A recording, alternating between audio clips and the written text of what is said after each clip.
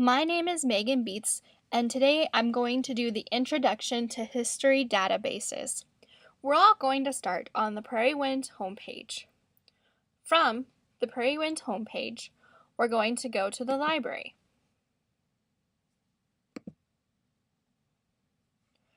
Once we are at the library page, we're going to scroll down so that we are on the Campbell County Public Library page.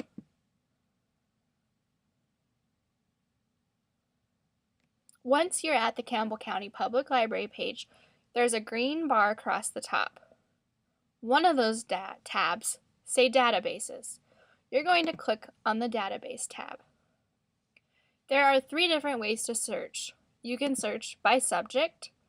If you know the database's name, you can search by the first letter of the database, or you can just browse the pages.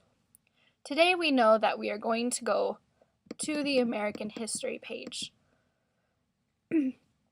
So we're going to make sure that we come down and we click on American History. It'll bring up the American History page. Everyone has the username and password on their handout. Today we're going to look at the Boston Tea Party, as that is part of the 5th grade requirements.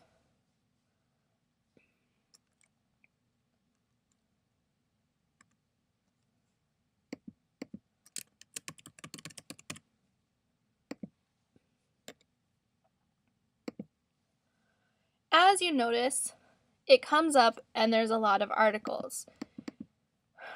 It tells you the entry type, such as media, visuals, maps, and images. Another one might just have articles. So it's a good decision if your students are looking for visuals, maps, and images.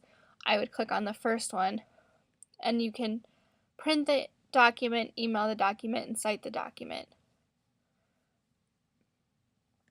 As you scroll down, it also has a citation and it gives you a brief description. If you go to one with articles, this is an article that talks about the Boston Tea Party, and it also gives further reading. We're also going to look at the History Study Center. This is a little bit more user-friendly for elementary school teachers and students. For an example, on the right side in the tabs, there's journal articles, multimedia, which is their video clips, images, and other web links. There's maps and references, historical documents where you can actually see a picture of the historical document, and there's study units that teachers can use. Today we're going to look at the Gettysburg Address, as that's what the 6th graders are studying.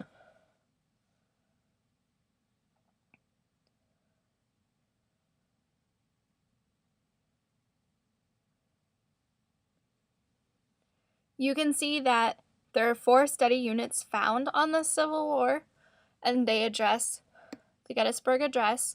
There's 16 results for historical documents and 45 results for maps and references. And there are several videos that students can watch that are multimedia and 576 articles. This is one that's easy to use. If you look at Abraham Lincoln here in one of the units, it tells you all of this stuff that there is related to this. You can cite it, save to my archive, and email. And it also brings up references, biographies, maps, and primary sources. This helps with students find what a primary source is, and then there's images and videos. The next site we're going to look at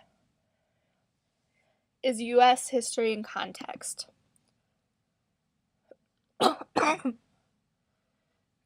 What we're going to search for this today is the Battle of the Little Bighorn.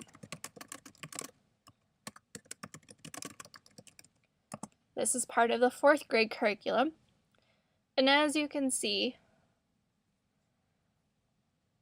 it has references, so those are from reference books, images, primary sources, academic journals, newspapers, magazines, one video, and one audio clip.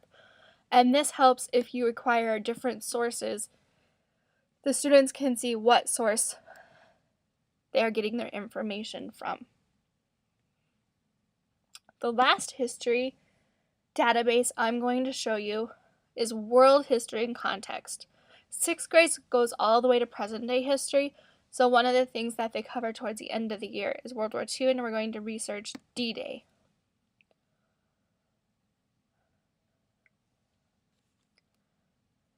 This is a lot like U.S. History in Context, where it gives you the sources on the side. In this case, there is even a case overview to add to the sources.